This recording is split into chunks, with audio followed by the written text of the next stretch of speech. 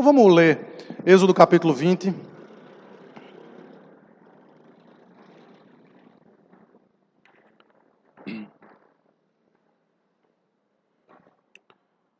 Êxodo 20, versículos 8 a 11. Diz assim: Lembra-te do dia de sábado para o santificar.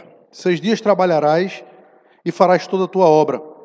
Mas o sétimo dia é o sábado do Senhor teu Deus. Não farás nenhum trabalho, nem tu, nem teu filho, nem tua filha, nem o teu servo, nem a tua serva, nem o teu animal, nem o forasteiro das tuas portas para dentro, porque em 6 dias fez o Senhor os céus, a terra, o mar e tudo que neles há. E ao sétimo dia descansou. Por isso o Senhor abençoou o dia de sábado e o santificou. Senhor nosso Deus, nós te pedimos que o Senhor nos ajude a entender a validade desse dia como de fato o dia mais importante das nossas vidas. Que a nossa vida seja em preparação para o glorioso dia do Senhor, quando nos colocamos na tua presença. Faz isso, Pai, pois nós te oramos no nome de Jesus. Amém. Então, a Cadena falou, mas por favor, qualquer dúvida, interrompam a qualquer momento. A ideia inicial é compreender que na Escritura, na Palavra de Deus, existe uma progressão. À medida que os assuntos e os textos e as narrativas vão vindo, vão surgindo então coisas novas e essa narrativa progressiva faz com que a gente então, com toda a Escritura, entenda qual é a vontade de Deus para a nossa vida. E o dia do Senhor é um assunto que começou cedo na Escritura. Ele começou no dia sétimo, literalmente na criação de Deus, quando Deus criou todas as coisas. Gênesis capítulo 1 fala da criação, de 6 dias da criação. E logo no segundo capítulo da Bíblia, os 3 primeiros versículos falam sobre o dia do descanso de Deus. Então a primeira coisa que a gente precisa, assim, ainda como introdução, é entender o significado do termo sábado. No Brasil é um pouco complicado isso, porque o dia de sábado tem o mesmo nome de um dia da semana, o sétimo dia, como citado aqui na Escritura. Então, o sétimo dia da semana é o sábado. Então, para muita gente, o sábado bíblico é o sétimo dia da semana. A gente vai entender que no Novo Testamento há uma transição. E essa transição se dá desde explicações que a gente tem no Velho Testamento, a partir do termo sábado ou Shabat, que significa descanso. No sétimo dia o Senhor sabadou, descansou. Literalmente, esse é o significado da palavra sábado. Então, só para vocês terem uma ideia, quando o homem foi criado? Em que dia da criação o homem foi criado? Alguém lembra? Eu ouvi sexto dia, 2 pontos na prova para essa menina aqui. Sexto dia, isso mesmo. Logo, na providência de Deus, o primeiro dia inteiro de vida do homem seria o dia de descanso. Ele foi criado no sexto dia, e logo no sétimo dia, no dia seguinte, Deus descansou como se, de alguma forma, ficasse ali estabelecido de que nós deveríamos iniciar no descanso de Deus. Conquanto houve muito trabalho no sexto dia, não é? O nome dos animais e tudo aquilo que foi feito no sexto dia, o dia de sábado, o dia de descanso, o primeiro dia de vida inteiro do homem, foi o dia do seu descanso. Descanso no seu Criador, o descanso dele. A partir daí, houve o pecado. Com o pecado, então, essa separação terrível que se deu entre nós e Deus, à medida em que os textos narrativos de Gênesis vêm sendo colocados, o dia de sábado é sempre lembrado. Gênesis, principalmente Êxodo. Não é? Quando a gente vê em Êxodo 16, por exemplo, quando o povo está no deserto, não é? O povo está no deserto, e de repente começa a reclamar que está faltando comida. Aí o que é que Deus manda? Deus manda o maná, certo? E curiosamente, o maná, se chegasse na quarta-feira, vamos imaginar, o maná chegasse na quarta-feira, eu sou um cara preguiçoso, certo? Eu sou um cara preguiçoso, então eu vou querer na quarta-feira colher o suficiente, porque tem lá sobrando, então eu vou colher o suficiente para a quarta e para a quinta. Por quê? Porque na quinta eu posso dormir até um pouquinho mais tarde, né? Posso dormir até um pouquinho mais tarde porque eu vou ter o maná já ali em casa. O texto diz que alguma coisa iria acontecer com aquele maná da quarta para a quinta. O que seria? Ele apodreceria, cheiraria mal, certo? Ficaria cheirando mal. Entretanto, ele disse que na sexta-feira, no sexto dia, eu podia colher dobrado. O mesmo clima, as mesmas condições de temperatura. E aí, quando chegava no sábado de manhã, as pessoas não poderiam ir, porque seria pecado ir colher maná. O maná estava lá. Como todos os outros dias, o maná estava lá. Só que aqueles que guardaram, iam olhar o maná, e como era que estava o maná no sábado? Não estava apenas bom, como estava quentinho, cheiroso, do mesmo jeitinho do dia anterior. Então Deus, na sua revelação progressiva, Ele mostra que aquilo que Ele pede, aquilo que Ele requer de nós, Ele torna isso possível. Requerendo-se de nós confiança. Então, quando a gente lê o mandamento, 6 dias trabalharás, e na quarta-feira, eu, por causa de preguiça na quinta, quero dormir mais na quinta, eu deixo de cumprir o meu trabalho na quarta e na quinta, eu quebro o mandamento do dia do Senhor na quarta ou na quinta-feira. Perceba como é fácil. A gente acha que só pode quebrar o dia do Senhor no domingo, né? Mas se você for preguiçoso na terça, esse é um mandamento que faz com que você quebre. Essa é uma lembrança que na terça-feira você está quebrando o dia do Senhor, porque a sua preguiça na terça vai deixar alguma coisa para ser feita no domingo. Vai deixar algum problema para você resolver no dia do Senhor. E dessa forma você quebra o dia do Senhor, qualquer dia da semana. Qualquer dia da semana. Mas lembre-se que nessa revelação, então, a gente chegou no mandamento. Êxodo 20. Detalhe acerca do mandamento. Quantos mandamentos existem? 10 mandamentos.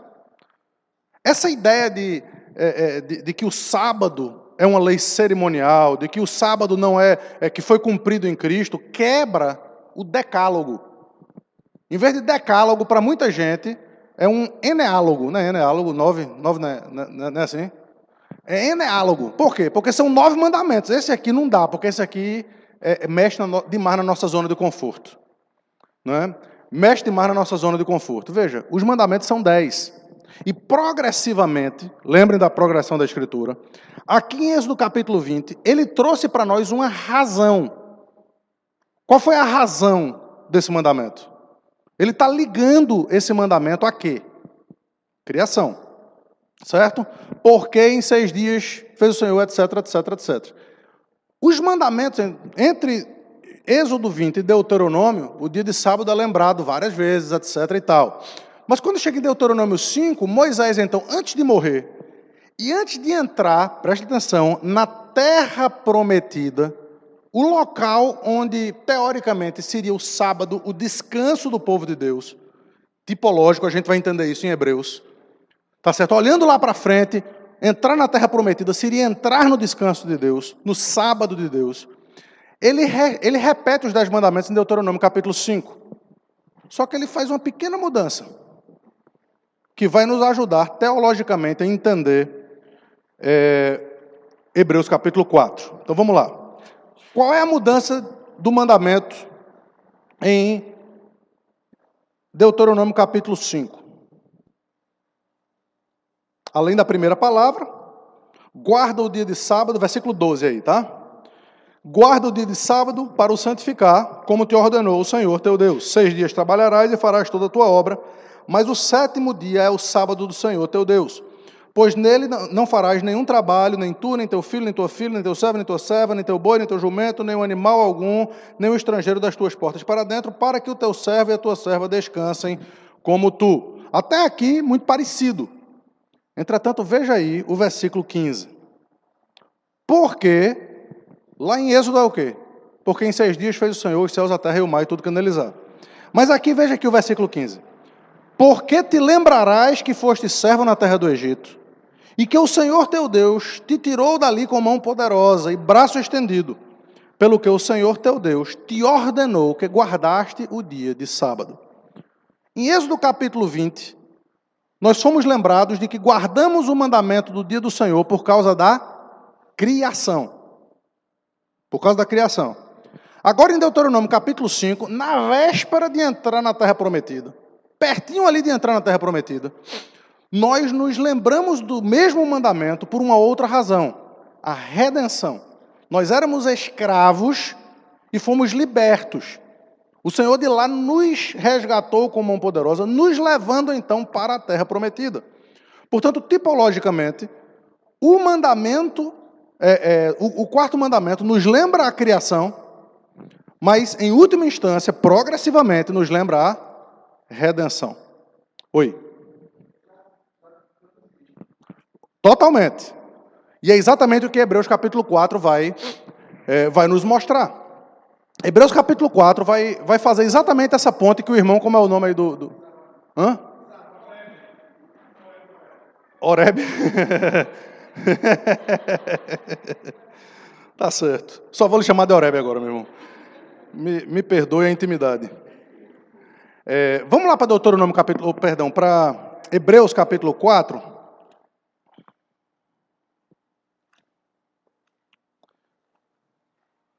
Evidentemente, se eu conseguir achar aqui. Hebreus capítulo 4, a partir do versículo 1. Então, eu quero ler com vocês esse texto, para vocês entenderem como a narrativa e como a progressão é importante para a gente entender essa mudança. Porque nós somos acusados de guardar esse mandamento de forma equivocada, não é isso? Não, vocês têm que guardar o sábado. No português, o sábado foi ontem. Entretanto, o nome domingo tem um significado. Alguém sabe o significado de domingo? Domini, dia do Senhor. Dia do Senhor. Esse dia, ele foi... É bíblico esse nome? Hein? É bíblico. Alguém lembra de onde? Apocalipse 1:10, de uma forma mais clara, certo? De uma forma mais clara. Mas se você ler a Vulgata, por exemplo, que é a Bíblia latina, né, é a tradução latina da Bíblia, alguns textos latinos vão fazer uma menção de Isaías capítulo 58, 13 e 14, falando sobre o dia do Senhor, usando exatamente a mesma expressão, domingo. Ou seja, desde o Velho Testamento, o dia do Senhor é chamado de Domini, de domingo. Tá certo? É o dia de glória, o dia de descanso do Senhor. Então, em Hebreus capítulo 4, a gente tem essa explicação teológica. Então, aqui a gente bate o primeiro ponto do que eu quero falar para vocês. Temamos, portanto, que sendo nos deixada a promessa de entrar no sábado de Deus, eu estou trazendo uma tradução literal, tá certo? Descanso aqui, a palavra é sábado, no sábado de Deus, suceda que alguns de vós tenha falhado. Porque também a nós foi anunciada as boas novas, como se deu com eles. Quem somos nós e quem são eles? Alguém tem ideia? Segundo, a voz profética, nós somos, os hebreus aqui, o Novo Testamento. E eles, quem são eles? O pessoal do Antigo Testamento, mas mais especificamente. Não. A tentativa foi boa, a senhora é minha mãe, eu tenho que dizer isso. Hein? O povo de Israel, quando estava onde? No deserto. Quando estava no deserto. O contexto vai mostrar a gente isso, tanto no final do capítulo 3, quanto na continuação aqui. Porque também a nós foi anunciada as boas novas, ou seja, o evangelho que nós recebemos, eles também recebemos, como se deu com eles, mas a palavra que ouviram não lhes aproveitou, visto não ter sido acompanhada pela fé naqueles que a ouviram. Nós, porém, que cremos, entramos no sábado ou no descanso, conforme Deus tem dito. Assim jurei na minha ira, não entrarão no meu descanso. Salmo 95 sendo citado aqui. Embora certamente as obras estivessem concluídas desde a fundação do mundo, vocês vão ver agora a progressão, ele cita aqui a criação, a fundação do mundo, embora as obras estivessem concluídas desde a fundação do mundo, porque em certo lugar, assim disse no tocante a que dia? Criação do mundo, sétimo dia, no tocante ao sétimo dia, e descansou Deus no sétimo dia de todas as obras que fizera. E novamente, no mesmo lugar, não entrarão no meu descanso. Visto, portanto, que resta entrarem alguns nele, e que por causa da desobediência não entraram aqueles aos quais anteriormente foram anunciadas as boas novas, traduzindo aqui para a gente, o povo todinho de Israel que saiu do Egito, entrou na terra prometida? Não, somente 2 daquele povo todinho. Eles ficaram no deserto, eles não entraram no descanso de Deus, que seria, teoricamente, a terra prometida. Não entrarão no meu descanso, visto, portanto, versículo 6, resta entrarem alguns nele, que por causa da desobediência não entraram aqueles aos quais anteriormente foram anunciadas as boas novas. De novo, determina certo dia, hoje, falando por Davi, muito tempo depois, segundo antes fora declarado, hoje, se ouvirdes a sua voz, não endureçais o vosso coração. Ora, conclusão do texto, ora, se Josué lhes houvesse dado descanso, ele está fazendo menção a quê aqui? Hein? Quem entrou na terra prometida não foi Moisés. Foi Josué que liderou o povo à terra prometida. Então, a terra prometida era o descanso tipológico. Então, não aconteceu de fato, aconteceu tipologicamente. Ora, se Josué lhes houvesse dado descanso, não falaria posteriormente acerca de quê? De outro dia. Ele está fazendo a contraposição de quê? Lembre, ele está falando de Josué entrando na terra prometida e concluindo a libertação do povo de Deus, a redenção do povo de Deus. Mas o dia citado aqui anteriormente, qual é? O sétimo dia, ligado à criação. Mas vai haver um dia na história ligado à redenção, que é um outro dia. Se fosse o dia de Josué, se Josué lhes houvesse dado descanso, não lhes falaria posteriormente acerca de outro dia, não o sétimo. Que dia é esse? Vamos continuar o texto. Portanto, versículo 9, resta um descanso, resta um sábado para o povo de Deus. Porque aquele que entrou no descanso de Deus, aquele que entrou no sábado de Deus, quem é esse? Cristo. Ele mesmo também sabadou, também descansou das suas obras, como Deus das suas. Deus descansou das suas obras quando? Criação, sétimo dia. Cristo descansou das suas obras quando? Redenção, concluída na ressurreição, que aconteceu no primeiro dia da semana. Então, teologicamente, esse texto amarra a progressão dessa mudança de dia. Não lhes falaria acerca de um outro dia. Agora, entretanto, a gente precisa olhar na Bíblia, porque teologia funciona assim. E deixa eu explicar para vocês que isso é importante, gente. É muito fácil a gente chegar com uma ideia dessa, mirabolante, texto para cá, texto para lá, e inventar novidade aqui. É muito fácil para a gente fazer isso. Só que vocês são bereanos. Vocês têm que ver se as coisas são de fato assim. E escritura, como é que ela se interpreta? Rapaz, isso é bonito demais, Cadena. Eu vou fazer mais perguntas assim, porque eu chego a ficar arrepiado, bicho. É bonito demais isso aqui. Escritura se interpreta com escritura. A própria palavra de Deus que vai trazendo, que vai chancelando a sua própria verdade. Hã? Sempre.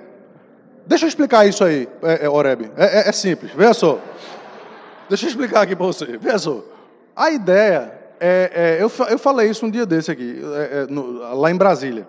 O Velho Testamento e o Novo Testamento trazem a mesma mensagem. Rigorosamente a mesma mensagem. Entretanto, no Velho Testamento, imagine uma casa com luz de velas. Tudo no lugar, mas com luz de velas. E você coloca a luz, não é? A luz. Paulo Brasil usa muito essa ilustração porque ele bebeu de Van Groningen. Eu digo logo de quem ele bebeu. Quando você coloca a luz, aí você vê tudo no mesmo lugar,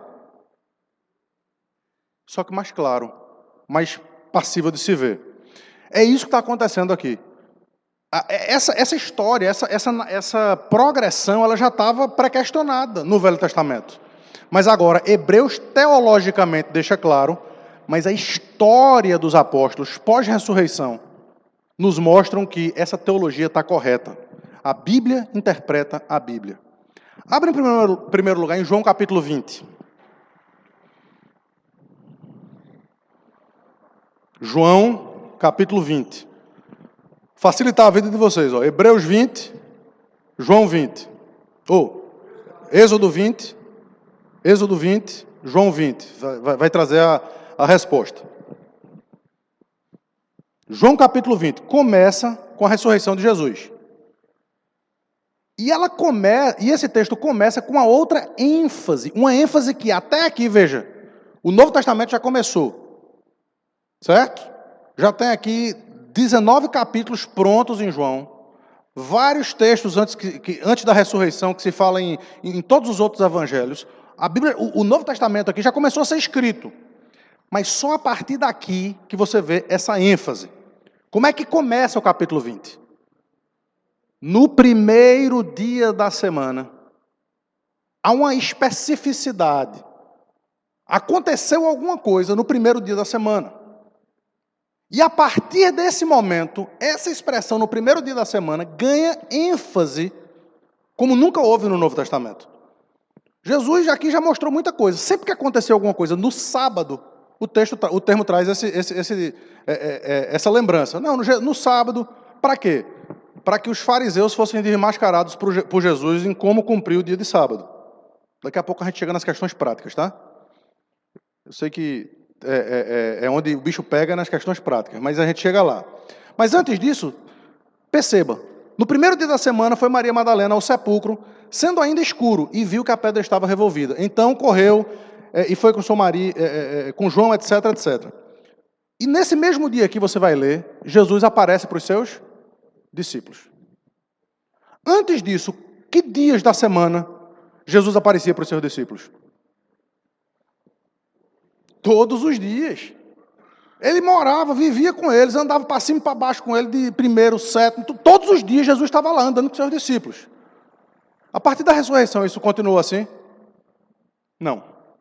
Jesus simplesmente sumiu.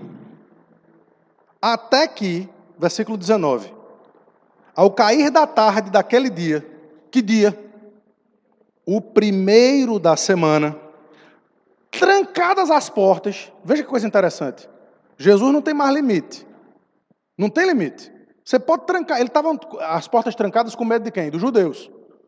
Ele, rapaz, a gente vai agora, hoje é o dia da ressurreição, vamos cultuar. Eles estão lá cultuando com medo dos judeus com as portas trancadas. Quem é que aparece no meio deles? Jesus. Quando o povo de Deus cultua nesse dia, não tem dificuldade para Cristo. Pode trancar a porta, meu amigo. Ele aparece, ele está lá.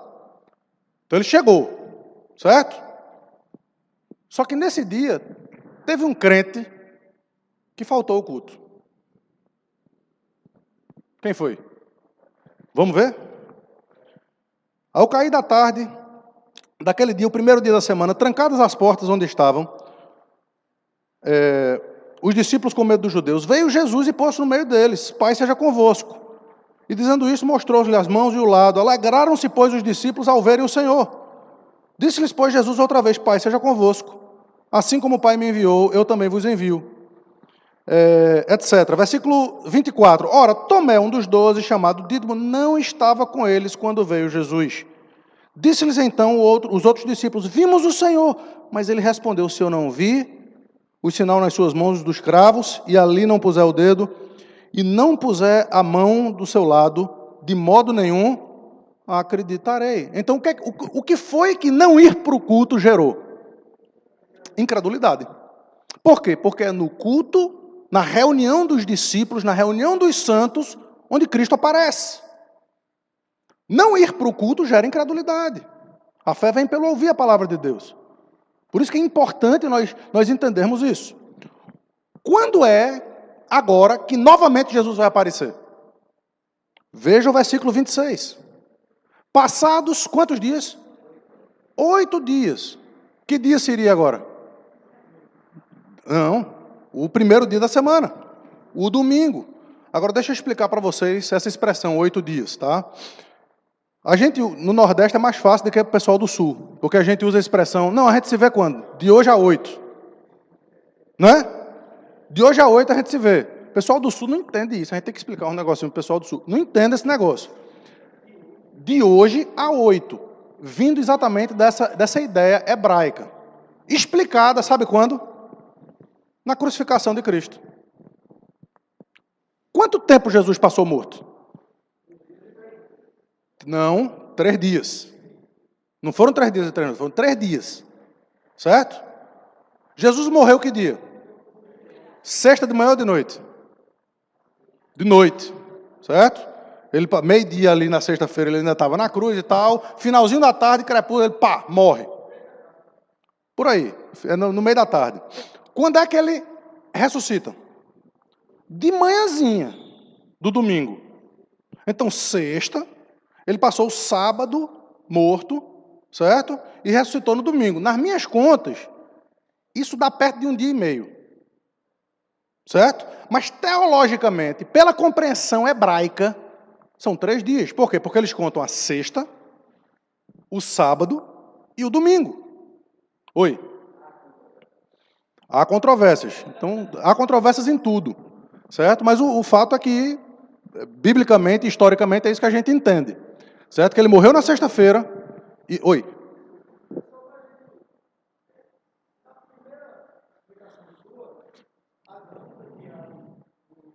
Sim.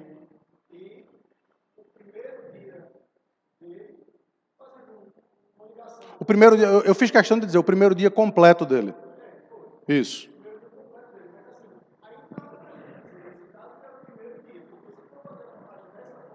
É verdade, isso não é um argumento, isso é apenas uma ideia de que o primeiro dia completo do homem foi o dia de descanso. Não significando que ele não tenha trabalhado antes, porque na sexta-feira, no dia que ele foi criado, ele trabalhou e muito. Foi o dia que o caba deve ter cansado ali, apesar de perfeito. Hein? Para compensar, é verdade, deve ter sido. Então, não há nenhuma ligação. Veja que eu não fiz nenhuma ligação teológica de que por isso era o primeiro dia da semana. Não, não. É apenas uma ideia de que nós não vivemos os 6 dias para descansar. Fomos criados no 6º dia e, de repente, e a ideia de contar os dias de forma hebraica só apareceu muito tempo depois. Essa ideia de contar os dias a partir do dia em que vivemos, isso foram os judeus que criaram ao longo da sua história. Tá? Então, oi.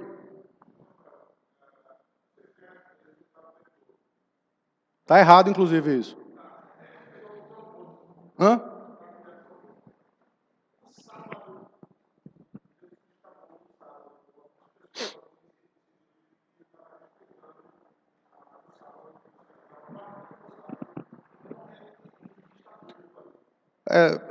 Os incircuncisos precisam ter prova bíblica para isso. Simplesmente a Bíblia não fala sobre isso. Né? Apenas mostra que naquele dia, não é, ele estava morto, por quê? Porque a ressurreição dele, o descanso das obras dele, segundo Hebreus capítulo 4, se daria no dia imediatamente seguinte. Mas todo mundo sabe que Jesus Cristo morreu, foram 3 dias que ele ficou no túmulo. Por quê? Porque se conta a sexta, o sábado e o domingo. Da mesma forma é assim que se conta a semana. Então, quando o texto está dizendo aqui, daqui a 8 dias, não é que é na próxima segunda-feira, como talvez os europeus imaginariam, tá? 8 dias depois, começando a partir de amanhã. Não, não. Eles começam a partir de hoje. De hoje a 8. É exatamente daqui que vem essa expressão. Passados 8 dias, estavam outra vez ali reunidos. Então, Jesus mais uma vez aparece em que dia? No domingo, no primeiro dia da semana. E Tomé com eles. Agora Tomé não faltou o culto. Aí o que é que acontece? Logo em seguida, versículo 28. Respondeu-lhe Tomé, Senhor meu e Deus meu. Ainda que ele leve um puxão de orelha depois, você está dizendo porque você viu, bem-aventurados os que não viram e creram. Tomé ali viu por quê? Porque ele estava presente no culto. Então há uma mudança. Essa mudança, por exemplo, no livro de Atos, para facilitar a vida de vocês, Atos 20. Então, Êxodo 20, João 20, Atos 20. O apóstolo Paulo, então, está saindo vai para Macedônia, para a Grécia, e veja aí no versículo 7. No primeiro dia da semana, estando nós reunidos com o fim de partir o pão. Então, qual era o dia de partir o pão? Qual era o dia da participação da ceia do Senhor? Era o primeiro dia da semana. No primeiro dia da semana, estando nós reunidos com o fim de partir o pão, Paulo, que devia seguir viagem no dia imediato, exortava-os e prolongou o discurso até a meia-noite. É por isso que Cadena disse aqui várias vezes: pastor, não se preocupe com a hora. Hoje é o dia do Senhor. Hoje é um dia em que, se Paulo estivesse aqui, ele não se preocuparia com isso. Ele prolongou o discurso até a meia-noite. E foi até uma besteirinha depois, porque aqui o menino morre mesmo, porque não aguentou, caiu da janela. Paulo vai lá e ressuscita o menino. Aí pronto, imagina o rebuliço se acontecesse isso aqui na igreja. Imagine se um negócio desse acontecesse em alguma igreja hoje. Aí o menino voltou. Aí o que é que Paulo volta a fazer? Pregar mais um pouquinho, né? E pregou até amanhecer do outro dia. E o povo lá ouvindo. O povo era crente, meu amigo. Então, primeiro dia da semana. Aí Paulo escrevendo aos Coríntios. 1 Coríntios, capítulo 16. Ele dá instruções, não é? Acerca das coletas. Ele diz: quanto à coleta para os santos, fazei vós também, como ordenei a igreja da Galácia. Então veja, o que ele está ordenando aos Coríntios, está certo, na Acaia, não é um evangelho, ou uma ideia, uma eclesiologia diferente do que ele está ensinando agora também, na Galácia, ele está ensinando agora na Acaia, em Corinto, a mesma coisa. No primeiro dia da semana, versículo 2, no primeiro dia da semana, cada um de vós, pondo em parte em casa, conforme a sua prosperidade, vá juntando para que não se façam coletas quando eu for. Ora, no primeiro dia da semana, eles vão trazer aquilo que eles juntaram em casa e entregar lá para quem quer que tivesse responsável pela igreja de Corinto. Por quê? Por que no primeiro dia da semana? Porque era o dia em que o povo se reunia. Era o dia em que o povo estava junto. E o apóstolo Paulo, ele queria aproveitar aquele dia, enquanto ele estivesse lá, para pregar, não para falar sobre dinheiro, sobre oferta, sobre coisa. Ele está mandando essas coisas antecipadamente numa carta, dizendo: ó, juntem lá em casa o que vocês tiverem para oferta, quando eu passar eu só pego. Mas no primeiro dia da semana nós vamos cultuar a Deus. E vocês tragam no primeiro dia da semana, que é o dia que vocês se reúnem. Portanto, há uma grande ênfase na Escritura, vários outros textos, mas uma grande ênfase na Escritura nessa ideia de que a partir da ressurreição de Cristo é o primeiro dia da semana. Acabou o primeiro ponto. A gente vai agora parar para perguntas e a gente volta para o mandamento para entender as questões práticas. Tudo bem, entendemos que não é mais o sétimo dia. Entendemos que o nosso sábado agora é o Domini, o dia do Senhor, primeiro dia da semana, com prova teológica, com prova bíblica, histórica. Agora, o que é para a gente fazer nesse dia? A gente volta para o mandamento, tá certo? Mas até aqui, ficou alguma dúvida em relação a essa transição do sétimo para o primeiro dia da semana? Por bem, vamos voltar aqui para o dia do Senhor. Então,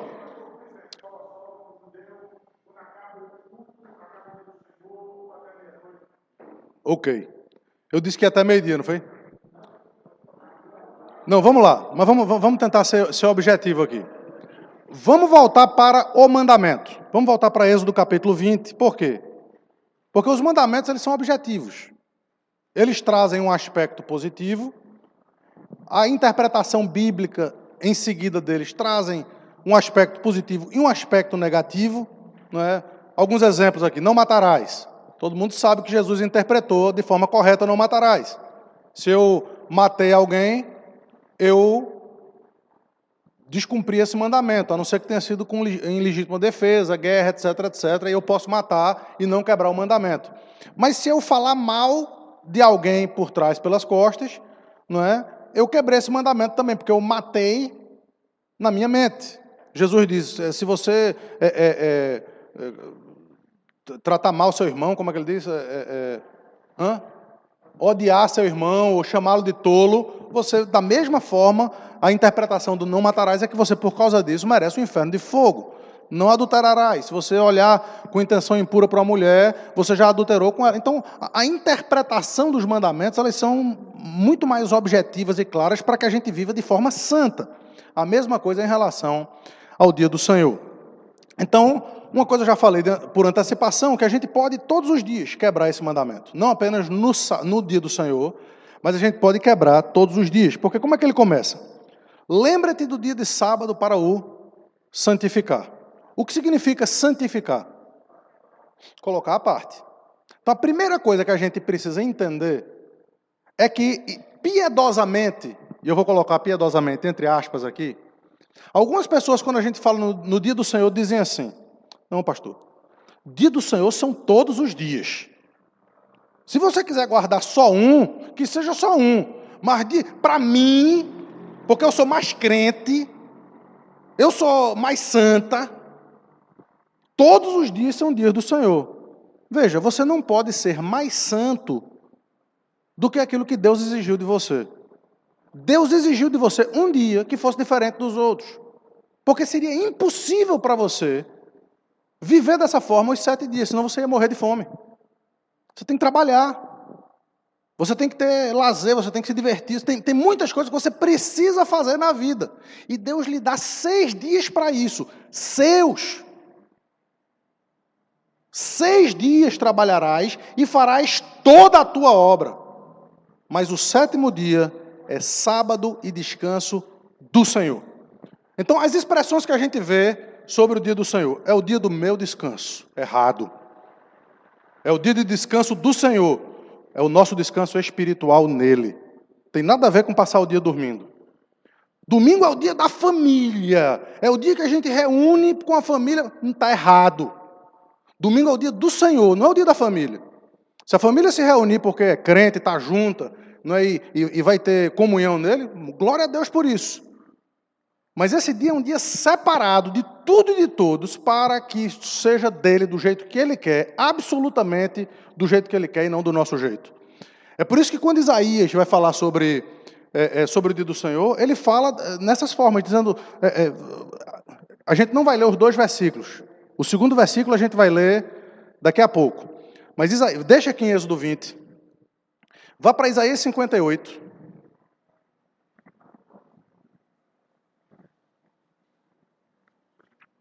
Eu vou ler o versículo 13.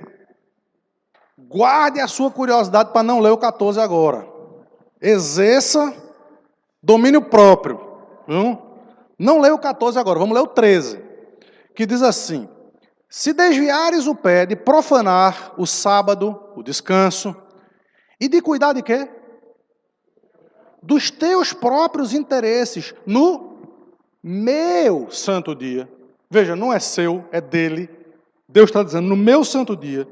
E chamares ao sábado o quê? Deleitoso e santo dia do Senhor, a expressão aí. Digno de honra. E o honrares não seguindo os teus caminhos, não pretendendo fazer a tua vontade e nem falando palavras vãs para a leitura. A gente vai voltar para esse texto daqui a pouco, na conclusão. Então, perceba, esse dia é um dia que não nos pertence. O que Deus requer de nós é, se você entender que esse dia é meu, para não fazer o seu interesse, mas o meu, para não fazer a sua vontade, mas a minha, para não falar palavras, ou seja, para você aproveitar esse dia para mim, então vai ter umas promessinhas daqui a pouco. Mas não vamos focar nas promessas por enquanto, vamos focar no mandamento. O que Deus requer de nós, queridos, às vezes não é fácil. Como eu disse, esse mandamento mexe na nossa zona de conforto. Ele é um dos 10 mandamentos. Então, quando o texto de Êxodo 20, voltando aqui para Êxodo 20, diz assim, versículo 10, mas o 7º dia é sábado do Senhor Deus, não farás nenhum trabalho, nem tu, nem teu filho, etc, etc. Coloca sobre nós a responsabilidade da casa, principalmente dos homens, não, mas a responsabilidade da casa de prover em 6 dias, para que naquele dia nós não precisemos fazer nenhum trabalho, nenhum sustento. Lembre de que o maná no Antigo Testamento era recolhido na sexta, para que nós não precisássemos recolher no sábado. E ele não murchava. O que Deus está dizendo é, eu vou cuidar de vocês. Cadê Cadena? Um pastor amigo nosso, Éder, lá de Teresina, ele disse que essa semana, ele falou sobre o dia do Senhor algumas semanas atrás, um dono de supermercado da igreja dele colocou, a partir de agora fecharemos aos domingos. O dia que ele mais tem negócios. O dia que ele mais vende. Por quê? Porque para ele é muito mais importante obedecer ao Senhor e ele vai confiar de que Deus vai prover, vai mandar as pessoas nos outros dias para que comprem ali, confiar de que, independente disso, ele vai fazer a vontade de Deus, independente dos seus próprios negócios. Ele está fazendo isso por quê? Porque ele confia em Deus. Oi.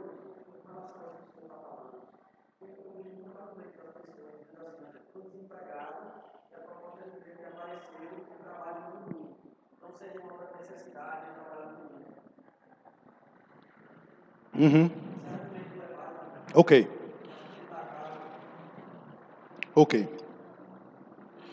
Eu estou desempregado. E vou morrer de fome. E o único emprego que aparece para mim é de garoto de programa. Eu tenho que viver. Veja, eu tenho que pagar minhas contas. Eu tenho que comer. É o mesmo argumento. Porque é válido para uma coisa e não é válido para outra. Obedecer a Deus, ele não é uma questão de ser melhorzinho aqui do que aqui, do menos. Não. Independente das circunstâncias, nós precisamos obedecer ao Senhor. Isso é fácil? Não. É por isso que quando o Senhor Jesus está falando do Sermão do Monte, ele nos convida a um negócio que não é tão simples, não. Ele diz assim, entrai pela porta estreita. Por isso que eu disse para a gente não ler o versículo 14 lá, porque a gente vai ler no final. Porque a gente precisa de um alívio disso. Mas antes do alívio, a gente precisa entender que, ainda que ele não existisse, obedecer a Deus é muito mais importante do que nos sustentar. Quer que eu diga um exemplo disso? Agora eu vou tirar um pouco do sustento próprio para os nossos desejos pessoais. Não procurando fazer as tuas próprias vontades. Uma das minhas histórias favoritas na Bíblia é a história de Ruth. Tanto é que eu quero ter um filho ainda para colocar o nome de Boaz. Não é por isso que Patrícia fica torcendo para que seja outra menina. Viu? Mas eu gosto do nome de Boaz. Eu gosto de Boaz. Boaz é um personagem extraordinário. Por quê? Porque Boaz está apaixonado por Ruth. Apaixonado por Ruth. O texto deixa claro isso. É isso que ele quer. No dia da colheita do cara lá, ele toma vinho a ponto de seu coração ficar um tanto alegre, é o que diz o texto. Ele se deita, como de costume, debaixo de uma pilha de cereal, e diz, rapaz, eu vou dormir aqui na minha prosperidade. Aí Noemi, que não é besta, diz, Ruth, é agora a hora, o cara está com o coração alegre ali, comemorando, vai estar sozinho, ele não é casado. Coloque os seus melhores vestidos, passe os melhores ungüentos, você vai ficar linda, cheirosa, perfeita ali para ele. Chegue lá e descubra os pés dele dizendo, você é meu resgatador. Teologicamente está tudo certo aqui, Boaz. Estamos juntos, estou aqui para você. Meu amigo, a cidade inteira torcendo por isso, é só partir para o abraço. É só alegria. Mas Boaz se lembra de um detalhezinho, uma vírgulazinha da lei do levirato, que diz que o cara, por incrível que pareça, um tal fulano que aparece no capítulo 4, era resgatador antes de Boaz. E Boaz diz, ele é resgatador antes de mim. Eu não posso fazer, ainda que todo mundo queira, ainda que eu não tenha nada contra, ninguém vai dizer nada contra mim. Eu não vou, eu queira isso, é o desejo do meu coração. Eu prefiro colocar o meu sonho, a minha vontade pessoal em xeque, do que colocar a vontade de Deus em xeque. Isso é um caba crente. Então, obedecer o dia do Senhor é para caba rochedo, crente feito Boaz. É para caba que está disposto a colocar nas mãos do Senhor a sua alegria, o seu conforto pessoal, as suas próprias ideias, a filosofia do mundo. E dizer, Senhor, eu sei que é difícil, porque eu estou acostumado diferente.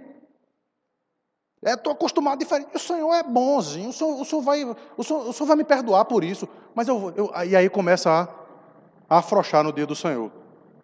Isso o crente que Deus quer é crente rochedo. Tinha uma mão levantada ali antes, só um minutinho.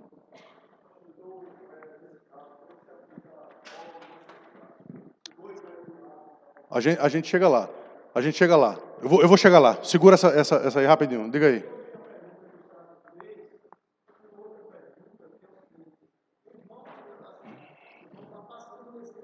Uhum.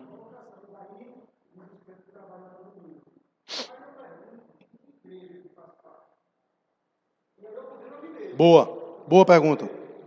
Excelente.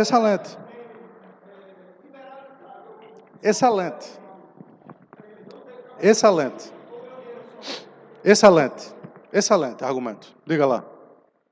Alguém tinha mais outra? Diga.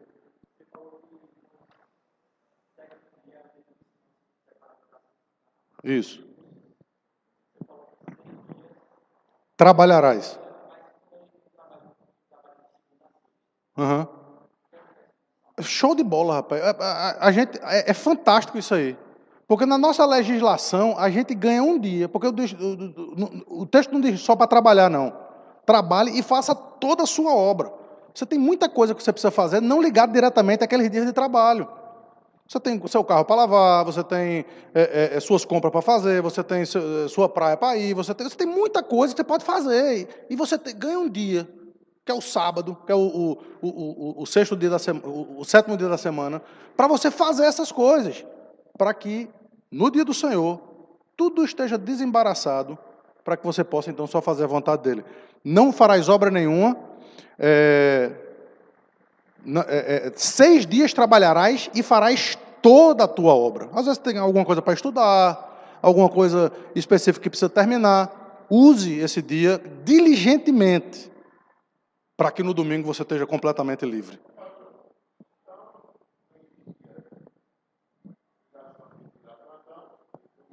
A gente chega lá. Isso aí vai estar dentro para responder a pergunta do nosso irmão ali de necessidade. Certo? É porque senão eu saio do...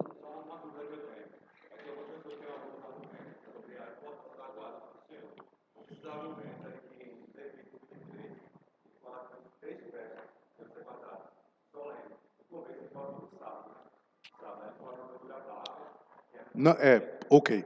Não é sábado. O termo é no plural, sábados. Sábados. Por quê?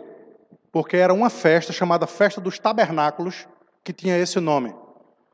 Então muita gente se engana, porque a Festa dos Tabernáculos era também chamada de Festa dos Sábados. Por isso que no Novo Testamento, quando o apóstolo Paulo está falando de festas, ele diz festas de lua nova e não sei o quê, e sábados. E muita gente diz, está dizendo que estamos libertos do dia do Senhor. Não, ali está dizendo que está liberto da Festa dos Tabernáculos, ou a Festa dos Sábados, certo? Mas não tem nada a ver com o dia do Senhor do quarto mandamento.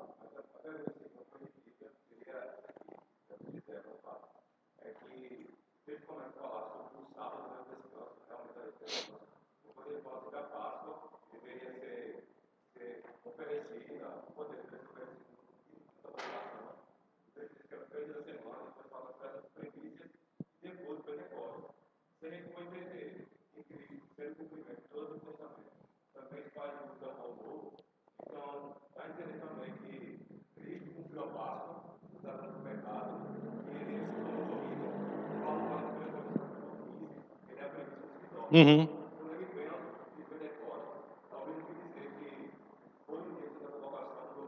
Perfeito. É isso. Veja só, eu não ia entrar nesse assunto aqui agora, mas a verdade, e nem vou, porque senão a gente não sai daqui hoje, mas todas as festas do Antigo Testamento, todas elas, têm o cumprimento exatamente no dia do Senhor. Tudo que existe no calendário religioso, para nós é cumprido quando com expectativa, com desejo no coração, com alegria. Por isso que a gente precisa resgatar esse mandamento. A gente vai para o versículo 15 de Isaías daqui a pouco. A gente precisa resgatar esse mandamento de forma positiva. Porque toda essa expectativa, a gente anda, hoje, nos shoppings e tal, o espírito do Natal, né? É um dia por ano que a gente está lá e tal, todo mundo é crente, maravilhoso, aquela coisa toda. É bandido o ano inteiro, mas agora está aquela coisa maravilhosa e tal, e mensagem disso, mensagem daquilo, e tudo mais, porque essa data que tem uma aura específica, e isso, esse mesmo tipo de expectativa, como crentes, a gente precisa viver toda semana. Toda semana a gente precisa ter expectativa de que vamos estar no dia do Senhor, para comemorar o seu nascimento, celebrar a sua morte, nos gloriar na sua ressurreição. Se a gente entender isso, a nossa vida vai ser melhor, meu amigo. Não tenha dúvida de que a nossa vida vai ser transformada para a glória de Deus. A gente não vai precisar de dias específicos para ter algum tipo de êxtase espiritual, porque isso a gente vai ter todo domingo, todo primeiro dia da semana, quando Cristo se apresentar para nós na igreja, né, no dia do Senhor. Deixa eu tentar ir adiante aqui, que eu me esqueci onde era que eu estava. Espera aí. Deixa eu ver aqui. Não, aquilo ali é uma pergunta que eu vou responder daqui a pouco. Então, deixa eu responder logo. Os nossos símbolos de fé definem para nós, e entra na questão mais prática, né, o que é que pode fazer, o que é que não pode fazer nesse dia. E é muito simples. É muito simples. Existem algumas questões que são culto a Deus, tá certo? E a gente deve cultuar a Deus. A prioridade desse dia é culto a Deus, público, em primeiro lugar, e também particulares, momento de comunhão e tudo mais. Tudo isso que faz com que gere a igreja. A gente vai ter um almoço daqui a pouco. Aproveitar isso para a glória de Deus, certo? O culto sendo de fato o momento mais importante. Entretanto, também é necessário, também é possível e incentivado nesse dia obras de necessidade e de misericórdia. O exemplo maior disso é o Senhor Jesus. O Senhor Jesus, quando via alguém doente, o que era que ele fazia? Curava. Quando ele via um leproso, o que era que ele fazia? Curava. Ou seja, a obra dele de misericórdia, tá certo? Ou por exemplo, ele quando está falando sobre os discípulos que tiravam as espigas para comer, estavam com fome. Tiravam as espigas para comer, era permitido na lei, etc. Os fariseus disseram, descumprindo o sábado aí. Descumprindo o sábado aí. Aí qual é o exemplo que ele lembra? Ele lembra do exemplo que, meu amigo, para o judeu, devia ter caído um raio do céu ali, acabado com aqueles homens. Os cabas pegaram o pão da propiciação, meu amigo. Do santo dos santos, que maluquice é essa? Estavam com fome. Era uma necessidade.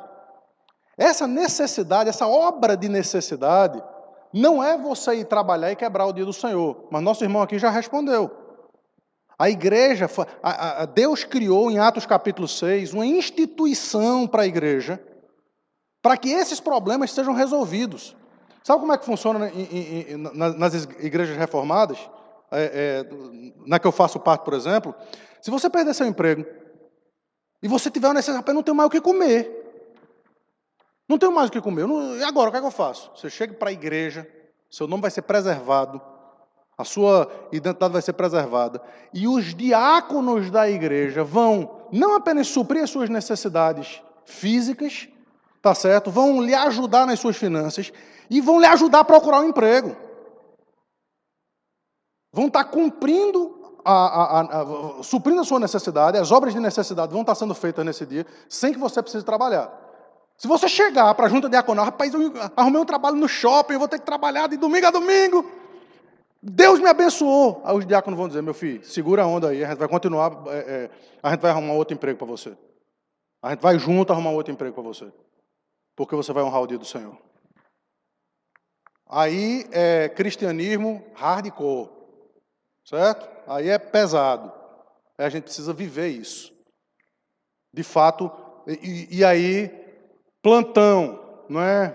Veja, o mundo é complexo, tem as suas necessidades de girar. São questões necessárias para que o mundo continue. Esses plantões, eles precisam ser honrados. Aí você, e o policial, e não sei o quê. Veja, a gente não vai entrar em detalhes do que é ou do que não é, mas o mundo tem que girar, tem que correr. E a gente precisa entender que nesses plantões, os nossos símbolos de fé falam de obras de necessidade que são verdadeiramente importantes para esse dia.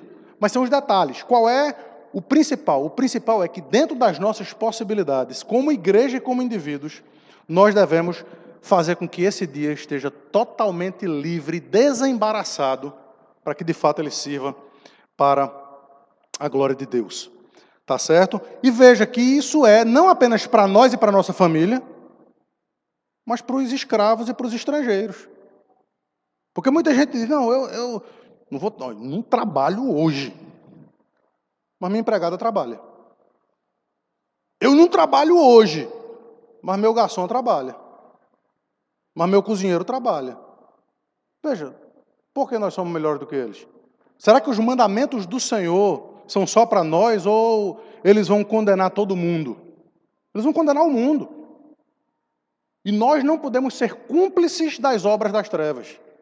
Então, todas as vezes que nós nos utilizamos da ideia da zona de conforto para fazer a nossa própria vontade, nós não estamos simplesmente quebrando o dia do Senhor, mas estamos contribuindo para que outros façam da mesma forma. E Romanos capítulo 2, versículo 1, diz que nós somos condenáveis por isso. Nós somos condenáveis por fazer exatamente isso. Então, nem o estrangeiro, etc, etc, etc. Então, sem entrar em detalhes, pode isso, pode aquilo, é simples. É obra de necessidade? É obra de misericórdia? Não. Então, alegremente, vamos nos colocar à parte dessas coisas, cumprindo agora, e aí terminando, com as promessas de Deus em Isaías capítulo 58. Eu vou repetir o versículo 13, para que você entenda que a base teológica é essa. Se desviares o pé de profanar o sábado. Como é que você profana o dia do Senhor? Aí o texto diz, cuidando dos teus próprios interesses, no meu santo dia, no santo dia do Senhor. Mas se você chamar o sábado deleitoso e santo dia do Senhor, digno de honra, e honrares, não seguindo os teus caminhos, não pretendendo fazer a tua própria vontade, e nem falando palavras vãs, então, aí, promessa, show de promessas agora. Promessa bíblica, real, verdadeira. Então, primeiro, te deleitarás no Senhor. Primeira promessa é, se você cumprir o dia do Senhor, você vai ser feliz. Sabe por que tem muito crente triste hoje? Triste. Cabisbaixo. Porque não entende o dia do Senhor e não cumpre o dia do Senhor. Porque Deus não descumpre as suas promessas. Pastor reformado falar de promessa desse jeito é bronca, meu amigo. A gente fica cheio de dedo. Eita, agora não, é promessa bíblica. Se você desviar o seu pé de profanar os sábados, se você desviar o seu pé de fazer o seu próprio interesse, mas que esse dia seja de fato do Senhor, Deus lhe promete alegria, independente das circunstâncias. Você vai se deleitar no Senhor e não em você. Você vai se deleitar naquilo que verdadeiramente traz alegria para o seu coração. E mais do que isso, veja só.